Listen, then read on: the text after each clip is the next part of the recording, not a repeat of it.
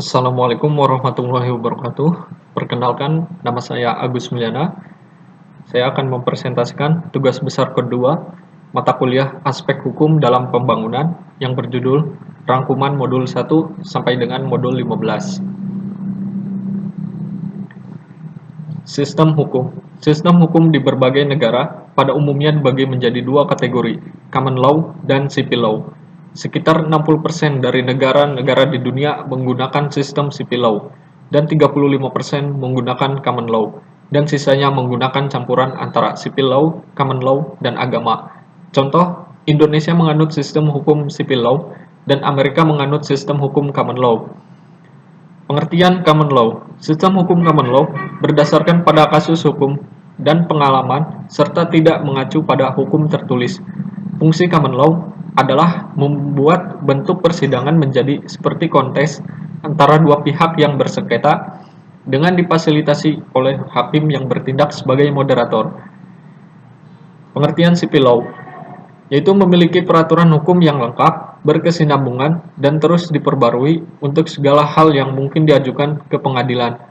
Hukum dan peraturan yang berlaku dibedakan dalam beberapa kategori hukum dan jenis hukuman. Fungsi hakim adalah menggali fakta persidangan, meneliti permasalahan, dan memutuskan perkara. Hakim bekerja berdasarkan aturan yang sudah baku dan tertulis. Berikutnya, prinsip dasar kontrak berdasarkan pembagian tanggung jawab. Pertama, pengikatan hubungan kerja jasa konstruksi dilakukan berdasarkan prinsip persaingan yang sehat dan dapat dipertanggungjawabkan secara keilmuan.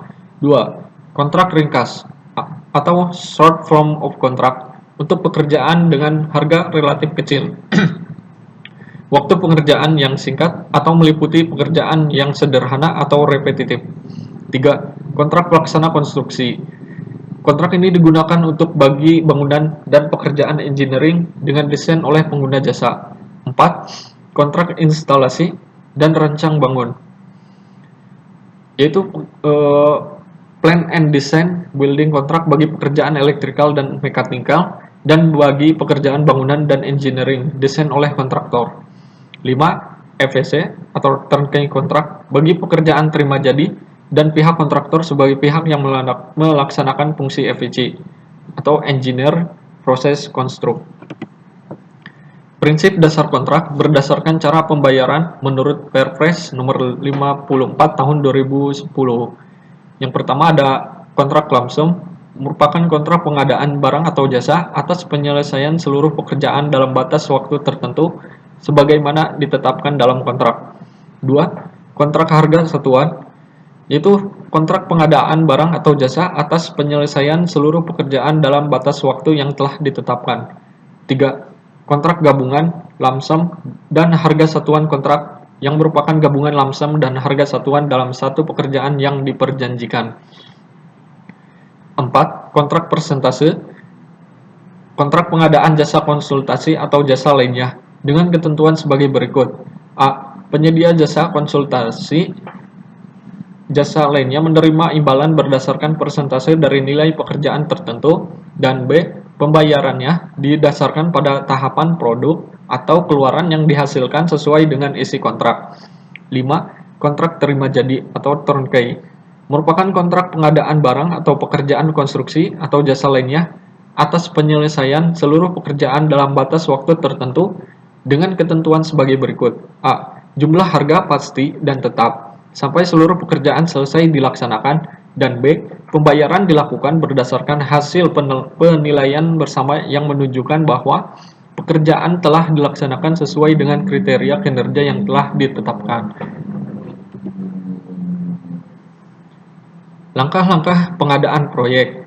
1. Perencanaan pengadaan, yaitu menetapkan barang dan jasa yang akan diadakan atau dilayangkan. Penentuan apa yang diperlukan meliputi deskripsi lengkap dari persyaratan teknis, kualitas jadwal, biaya, serta ketentuan lainnya. 2. Perencanaan kontrak, memilih peserta pelelangan dan melengkapi request for proposal atau permintaan proposal. Tujuan dalam tahap ini adalah mendapatkan pemenang yang paling memenuhi syarat untuk menjalankan kontrak.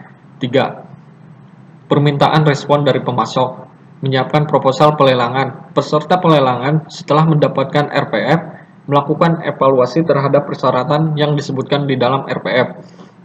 Kemudian menyiapkan proposal berdasarkan persyaratan tersebut. 4. Pemilihan pemasok, evaluasi pelelangan dan penyerahan kontrak.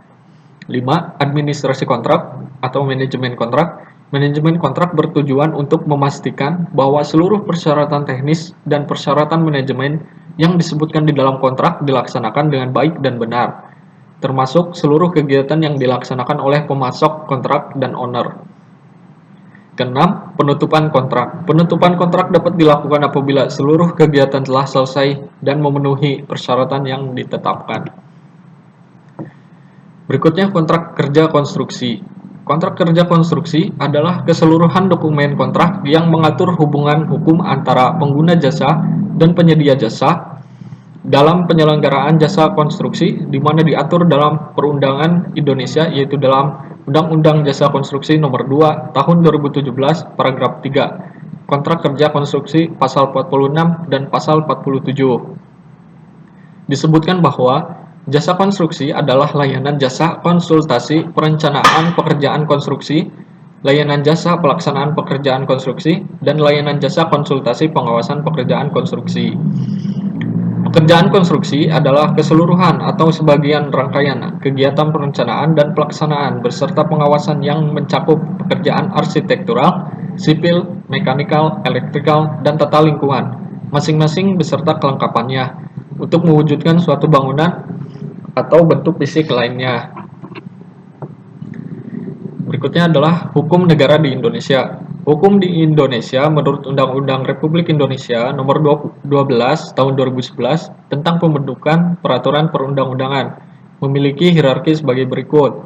Pasal 7. 1. Jenis dan hierarki peraturan perundang-undangan terdiri atas A. Undang-Undang Dasar Negara Republik Indonesia tahun 1945. B. Ketetapan Majelis Permusyawaratan Rakyat. C. Undang-undang atau peraturan pemerintah pengganti undang-undang. D. Peraturan pemerintah. E. Peraturan presiden. F. Peraturan daerah provinsi. Dan G. Peraturan daerah kabupaten atau kota. 2. Kekuatan hukum peraturan perundang-undangan sesuai dengan hierarki sebagaimana dimaksud pada ayat 1. Di Indonesia kita memiliki Undang-Undang UU-JK Nomor 2 2017 tentang jasa konstruksi, Undang-Undang Nomor 24 2019 tentang bendera, bahasa, dan lambang negara serta lagu kebangsaan, Undang-Undang Nomor 11 Tahun 2020 tentang Cipta Kerja. Berikutnya adalah Peraturan Pemerintah PP Nomor 22 Tahun 2020, Peraturan Pemerintah Nomor 54 2016, perubahan ketiga atas Peraturan Pemerintah Nomor 29 Tahun 2000 tentang penyelenggaraan jasa konstruksi. Peraturan Presiden Perpres 12 Tahun 2021, Peraturan Presiden Republik Indonesia Nomor 12 Tahun 2021 tentang pengadaan barang atau jasa pemerintah. Berikutnya, administrasi kontrak konstruksi, UU-JK Nomor 2 17. Pengguna jasa adalah orang atau perseorangan atau badan sebagai pemberi pekerjaan yang menggunakan layanan jasa konstruksi dan pihak yang tercantum dalam kontrak kerja konstruksi. Ada PIDIK. PIDIK adalah Federation of Consulting Engineering atau Federasi Konsultan Engineer Internasional. Anggotanya adalah Asosiasi Konsultan Engineer. Didirikan pada tahun 1913. PIDIK bertanggung jawab untuk mempromosikan dan menerapkan sasaran strategis industri rekayasa konsultasi dan untuk menyebarluaskan informasi dan sumber daya bagi anggotanya. Sekarang ini keanggotaan PIDIK mencapai 104 negara di dunia. Tujuan PIDIK yaitu menjadi otoritas internasional yang diakui tentang isu-isu yang berkaitan dengan praktik terbaik rekayasa konsultan. 2. Secara aktif mempromosikan standar etika dan integritas yang tinggi di antara semua pemangku kepentingan. 3. Mempertahankan dan meningkatkan representasi PIDIK dari industri rekayasa konsultan di seluruh dunia, meningkatkan citra rekayasa konsultasi, mempromosikan dan membantu pengembangan industri rekayasa konsultan yang layak di seluruh dunia, mempromosikan dan meningkatkan kontrak PIDIK agar menjadi yang terdepan, meningkatkan dan mengembangkan kegiatan pelatihan dan penerbitan PIDIK, mempromosikan dan mendorong pengembangan profesional muda di industri teknik konsultasi. Berikutnya adalah klaim konstruksi. Klaim konstruksi adalah klaim yang timbul dari atau sehubungan dengan pelaksanaan suatu pekerjaan jasa konstruksi antara pengguna jasa atau penyedia jasa, atau antara penyedia jasa utama dengan sub penyedia jasa atau pemasok bahan, atau antara pihak luar dan pengguna atau penyedia jasa yang biasanya mengenai permintaan tambahan waktu, biaya atau kompensasi lain. Jenis-jenis klaim konstruksi. 1. Kompensasi waktu atau EOT, Extension of Time, perpanjangan waktu. Penyedia jasa dapat mengajukan tambahan waktu pelaksanaan atau tambahan kompensasi dari pengguna jasa atau beberapa konsesi seperti pengurangan dari persyaratan teknis atau spesifikasi bahan. Kedua, yaitu kompensasi biaya. Pengguna jasa dapat mengajukan klaim pembebasan dalam pengertian pengurangan nilai kontrak. Pihak lain, baik secara terikat kontrak atau lainnya, boleh mengajukan klaim satu sama lain, baik kepada pengguna jasa atau penyedia jasa, termasuk para sub penyedia jasa konstruksi, perencana, atau konsultan hukum. Berikutnya ada penyebab klaim. Klaim oleh pengguna jasa. 1. Pekerjaan yang cacat. 2. Kelambatan oleh penyedia jasa. 3. Pembelaan klaim. Keempat, klaim jenis lain, walaupun jarang terjadi, timbul karena pemutusan kontrak. Klaim oleh penyedia jasa. Klaim dalam proyek konstruksi oleh penyedia jasa terhadap pengguna jasa bisa disebabkan oleh banyak sebab dan bentuk yang bermacam-macam. Umumnya, dapat ditemukan pada kondisi sebagai berikut. 1. Adanya kelambatan atau cacat informasi dari pengguna jasa, biasanya dalam bentuk gambar-gambar atau spesifikasi teknis. 2. Adanya kelambatan atau cacat dari bahan-bahan atau peralatan yang diserahkan pengguna jasa. 3. Perubahan-perubahan permintaan, gambar-gambar, atau spesifikasi. Keempat, perubahan kondisi lapangan atau kondisi lapangan yang tidak diketahui. 5. Pengaruh reaksi dari pekerjaan yang bersamaan. 6. Larangan-larangan metode kerja tertentu, termasuk kelambatan atau percepatan pelaksanaan pekerjaan penyedia jasa. 7. Kontrak yang memiliki arti mendua atau perbedaan penafsiran. Berikutnya, cara untuk klaim. Pemahaman mengenai ketentuan-ketentuan dan syarat-syarat kontrak sebelum mengajukan klaim haruslah diketahui dengan benar tentang hal-hal apa saja yang diatur dalam kontrak. Pemahaman mengenai kejadian klaim atau kejadian penyebab klaim diperlukan pemahaman yang lengkap mengenai peristiwa atau kasus yang telah terjadi.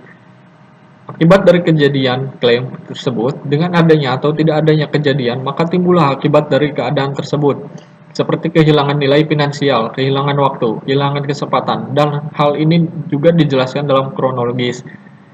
Analisa biaya. Pada umumnya, setiap klaim menimbulkan permintaan penggantian biaya, baik dari biaya kerugian, biaya penggantian, atau biaya kompensasi atas usaha atau tambahan usaha yang sudah dilakukan atau akan dilakukan. Kompensasi juga bisa berupa tambahan waktu.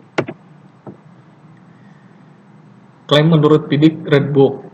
Klaim oleh pengguna jasa. Apabila pengguna jasa menganggap dirinya berhak atas oleh pembayaran apapun berdasarkan klausula mana saja dari persyaratan ini atau sehubungan dengan kontrak dan atau perpanjangan masa pemberitahuan cacat mutu, pengguna jasa atau engineer harus menyampaikan pemberitahuan dan rincian kepada kontraktor. Klaim kontraktor. Jika kontraktor menganggap dirinya berhak atas perpanjangan waktu penyelesaian dan atau pembayaran tambahan menurut klausula manapun dari persyaratan ini atau yang lainnya dalam kaitannya dengan kontrak, kontraktor harus menyampaikan pemberitahuan kepada engineer menyebutkan kejadian atau pengadaan yang menimbulkan klaim. Pemberitahuan harus disampaikan sesegera mungkin dan tidak lebih dari jangka waktu 28 hari setelah kontraktor menyadari atau seharusnya telah menyadari akan kejadian atau keadaan tersebut. Berikutnya adalah pengertian Dewan Sengketa. Dewan Sengketa adalah badan independen yang terdiri dari 1 atau 3 orang anggota dewan. Pada umumnya diatur sejak pendatangan dan kontrak kerja. Mereka bertindak sebagai pihak yang mengupayakan supaya tidak terjadi sengketa dan menyelesaikan sengketa bila ada akibat dari pelaksanaan kontrak. Fungsi Dewan Sengketa yang pertama, dapat mengidentifikasi permasalahan dan mendorong para pihak untuk menyelesaikan sendiri secara musyawarah tanpa campur tangan Dewan Sengketa. 2. Apabila sengketa tidak dapat diselesaikan, maka Dewan Sengketa dapat mengintervensi dengan bantuan informal untuk membantu para pihak menyelesaikan masalah dengan membuat kesepakatan. Yang ketiga, Dewan Sengketa juga dapat menentukan sengketa melalui rekomendasi atau keputusan yang dikeluarkan setelah prosedur formal atau persidangan Dewan Sengketa. Berikutnya ada tata cara penyelesaian sengketa konstruksi. Tahapan penyelesaian sengketa dari UU JK nomor 2 tahun 2017 adalah sebagai berikut. 1. Musyawarah untuk mencapai kemufakatan. 2. Apabila musyawarah tidak tercapai, maka penyelesaian sengketa berdasarkan apa yang tertulis dalam kontrak konstruksi. 3. Apabila penyelesaian sengketa tidak tercantum dalam kontrak, maka penyelesaian sengketa menggunakan tahapan mediasi. Keempat, mediasi adalah penyelesaian sengketa kontrak pengadaan di luar pengadilan melalui proses perundingan kedua belah pihak untuk mencapai kesepakatan yang dibantu oleh mediator. Lama proses penyelesaian selama 30 hari kerja. 5. Konsiliasi adalah penyelesaian sengketa kontrak pengadaan di luar pengadilan melalui proses perundingan kedua belah pihak untuk mencapai kesepakatan yang dibantu oleh konsiliator dengan memberikan pemecahan permasalahan kepada para pihak yang bersengketa. Lama proses penyelesaian sengketa selama 30 hari kerja. Keenam, arbitrase adalah penyelesaian sengketa kontrak pengadaan di luar pengadilan yang dilakukan oleh arbiter atau majelis arbiter.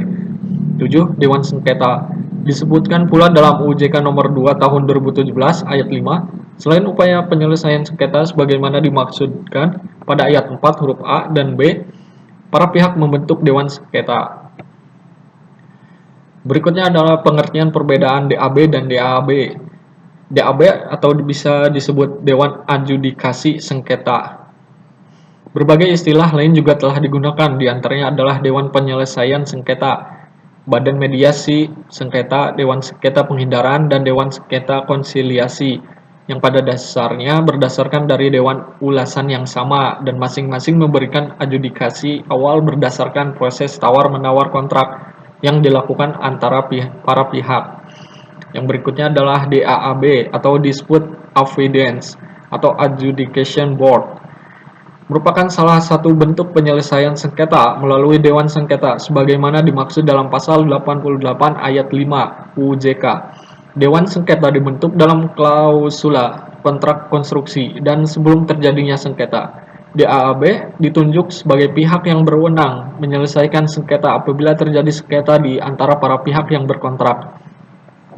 DAAB sebagai bentuk perkembangan penyelesaian sengketa dalam rangka mewujudkan idealisme penyelesaian sengketa. Perbandingan penyelesaian sengketa ada mediasi konsiliasi, Dewan Sengketa, arbitrase, dan pengadilan. Hak dan kewajiban. Insinyur di Indonesia dalam Undang-Undang Nomor 11 Tahun 2014, Pasal 24, insinyur dan insinyur asing berhak: A. Melakukan kegiatan keinsinyuran sesuai dengan standar keinsinyuran. B. Memperoleh jaminan perlindungan hukum selama melaksanakan tugasnya sesuai dengan kode etik insinyur dan standar keinsinyuran. C. Memperoleh informasi, data, dan dokumen lain yang lengkap dan benar dari pengguna keinsinyuran sesuai dengan kebutuhan dan ketentuan peraturan perundang-undangan. Pasal 25. Insinyur dan insinyur asing berkewajiban: A. Melaksanakan kegiatan keinsinyuran sesuai dengan keahlian dan kode etik insinyur. B. Melaksanakan tugas profesi sesuai dengan keahlian dan kualifikasi yang dimiliki. Pasal 26. Pengguna keinsinyuran dalam menerima hasil kerja insinyur berhak: A. Mendapatkan cakupan dan mutu pelaksanaan kegiatan keinsinyuran sesuai dengan perjanjian kerja. B. Mendapatkan informasi secara lengkap dan benar atas jasa dan hasil kegiatan keinsinyuran. Hak dan kewajiban insinyur di Indonesia dalam Undang-Undang Nomor 11 Tahun 2014, Pasal 27, pengguna keinsinyuran berkewajiban A. Memberikan informasi, data, dan dokumen yang lengkap dan benar tentang kegiatan keinsinyuran yang akan dilaksanakan sesuai dengan kebutuhan dan ketentuan peraturan perundang-undangan. B. Mengikuti petunjuk insinyur atas hasil kegiatan keinsinyuran yang akan diterima. Pasal 28 ya. Pemanfaatan keinsinyuran berhak A. Mendapatkan informasi atas keselamatan hasil kegiatan keinsinyuran. B. Memanfaatkan hasil kegiatan keinsinyuran secara aman dan nyaman sesuai dengan standar keinsinyuran. Dan C. Mendapatkan pelindungan hukum dari malpraktik keinsinyuran sesuai dengan ketentuan peraturan perundang-undangan. Sekian presentasi saya. Kurang lebihnya mohon maaf. Wassalamualaikum warahmatullahi wabarakatuh.